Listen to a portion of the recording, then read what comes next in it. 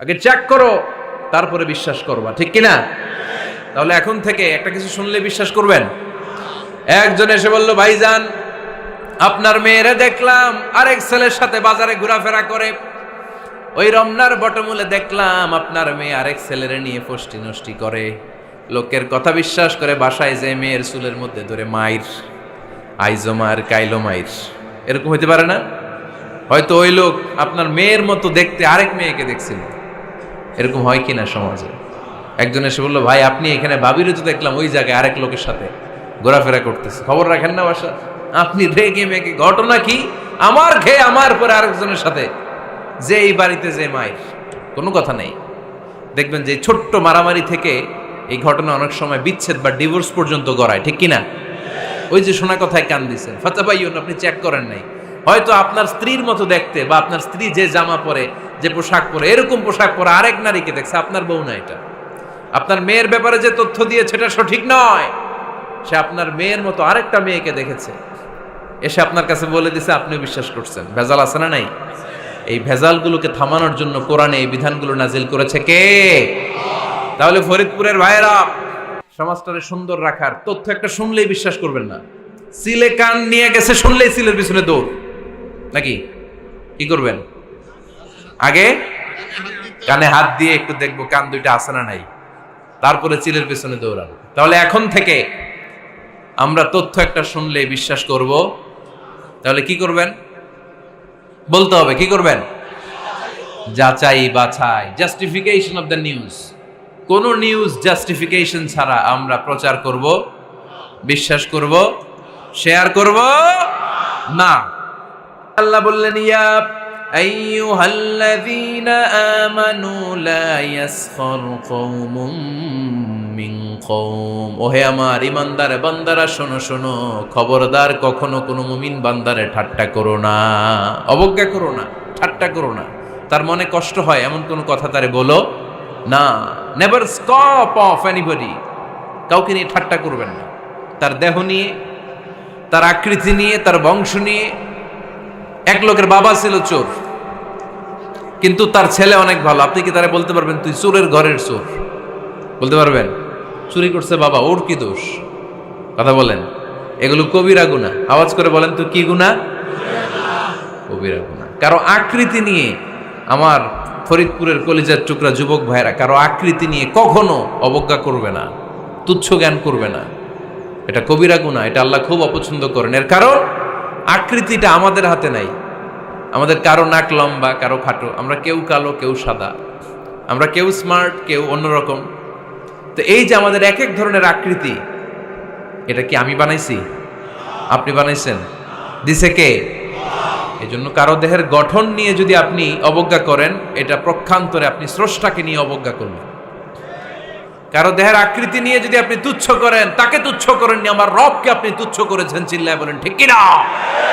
খবরদার, তুই কালু, তুই লম্বু, তুই মোটু, তুই কানা, তুই রোহিঙ্গা, আছে না নাই? ইদানিং ইদানিং এটা খুব চলে। এই রোহিঙ্গা নামটা আছে না? ফরিদপুরে এগুলো ঢুকে নাই না? আমাদের ওইদিকে দেখি কি অবস্থা, কারোর সাথে কেউ লাগলে তুই রোহিঙ্গা। কি আশ্চর্য, এই গালি কবে আসলো? হ্যাঁ, অনেক ধরনের গালি। ঢাকায় আর একটা চলে ফইন্নির ভূত, কি বলে? এই এগুলো আগে শুনি নাই আমরা, রিসেন্ট এগুলো বলা শুরু করছে, ফইন্নির ভূত, রোহিঙ্গা। না, এগুলো বলে আপনি কাউকে অবজ্ঞা করতে পারবেন? পারবেন না। খবরদার, এটা কবিরা গুনাহ, এটা ছোট গুনাহ মনে করবেন না। কারণ আকৃতি নিয়ে তুচ্ছ করা যায় না, কারণ আকৃতি দান করেছে কে? হুয়াল্লাযী ইউসাউইরুকুম ফিল আরহামি কাইফা ইয়াশা, লা ইলাহা ইল্লা হুয়াল আজিজুল হাকীম। তিনি এমন সত্তা যিনি তোমাদের চেহারার অবয়ব দিয়েছেন, তোমাদের আকৃতি দান করেছেন তখন যখন তোমরা মায়ের পেটের ভেতরে ছোট্ট জোকের মতো ছিলা। মায়ের পেটের ভেতরে আমরা যখন সবাই এত ছোট্ট, তখনই আমাদের চেহারার আকৃতি দিয়েছে কে? কে সুন্দর হব, কে ছেলে হব, কে মেয়ে হব, কে মোটা হব, কে চিকন হব, আমার ইচ্ছা হয়েছি?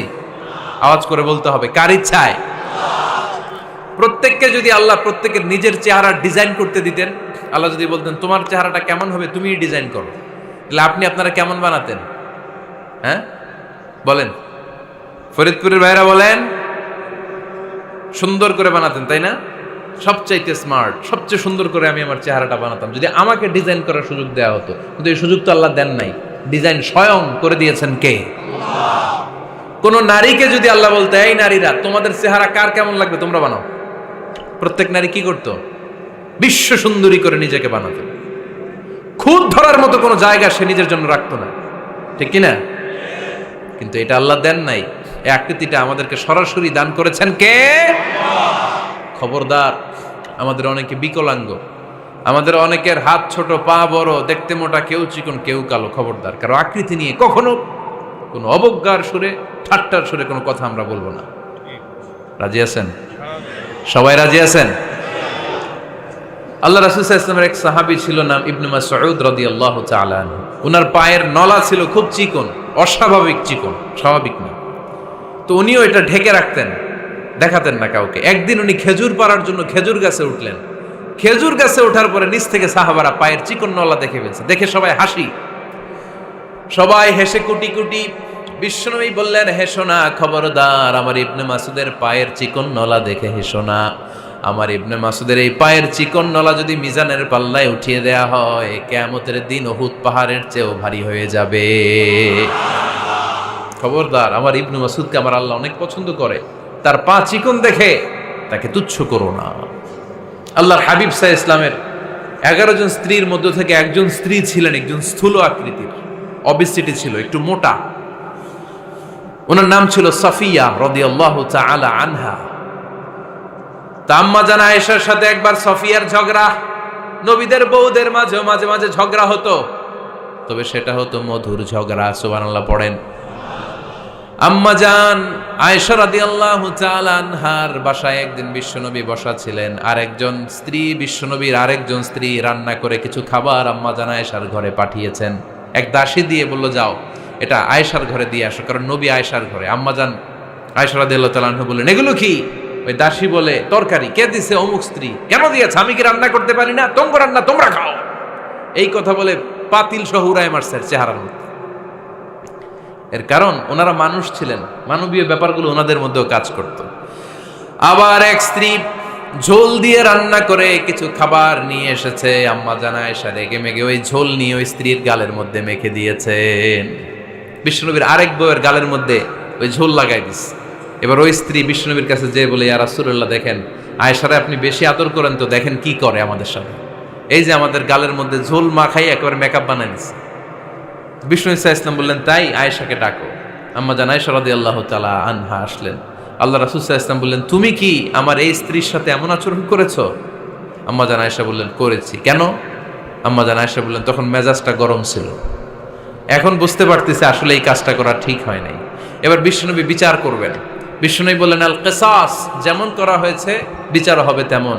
তোমার গালে যেমনি ঝোল লাগাই দিছে, তুমি একটু ঝোল নিয়ে আয়েশার গালে লাগাই দাও। সুবহানাল্লাহ পড়বেন না? ওই স্ত্রীও কিছু ঝোল নিয়ে আম্মা জান আয়েশার গালে লাগাই দিল। এখন দুইজনে হাসতেছে, বিশ্বনবীও হাসলেন, আরশের উপর থেকে খুশি হয়ে গেলেন। কে? তো স্ত্রীদের মধ্যে মাঝে মাঝে এটা ঘটতো। সাফিয়া রাদিয়াল্লাহু তাআলা আনহা ছিলেন একটু মোটা। আম্মা জান আয়েশা বললেন, ইয়া রাসূলুল্লাহ, দেখেন আপনার মুটি বউ, আপনার মুটকি বউ, এই মুটি বউ বলে একদিন একটা গালির মতো দিয়ে ফেলছে। আল্লাহ রাসূল সাল্লাল্লাহু আলাইহি ওয়াসাল্লাম রেগে গেলেন, বললেন, আয়েশা এটা কেমন কথা তুমি বললা মুটি? আমার সাফিয়ারে তুমি মুটি বলে গালে দিলা রে আয়েশা। ইয়া আয়েশা লাকাদ কুলতি লা কালিমা লাউ মুজিজাত বিমা ইল বাহরি লা মাজাজাতহু।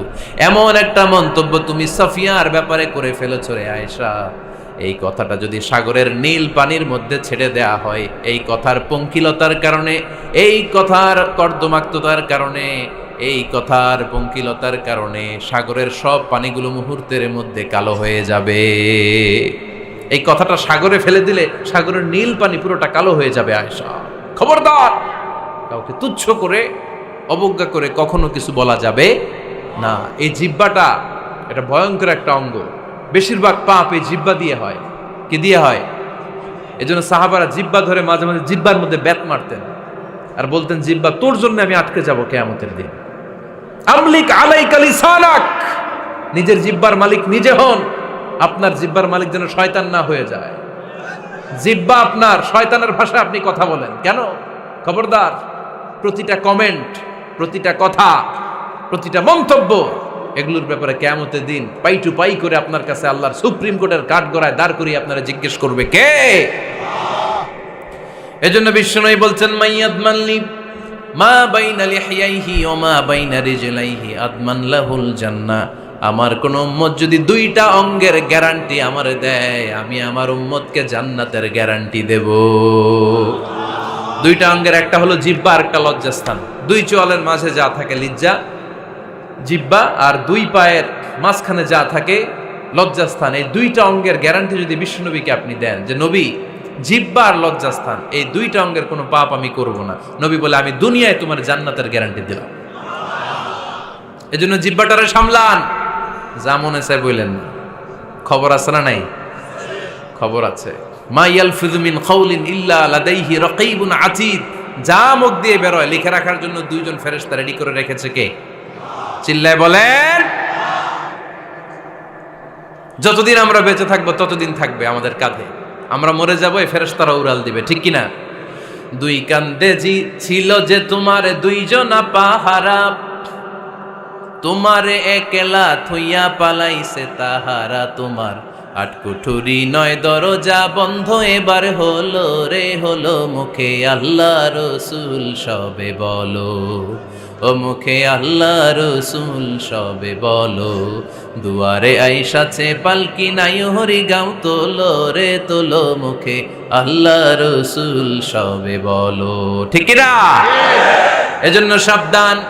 আমলিক আলাইকা লিসানাক, নিজের জিহ্বার মালিক নিজে হন। মন যা চায় মুমিন তখন ইচ্ছা মতো মন মতো কোনো মন্তব্য ছুটতে পারে না। বিশ্বাসী বলে যদি নিজেকে দাবি করেন, নিজের জিহ্বার মালিক নিজে থাকার দরকার আছে না নাই?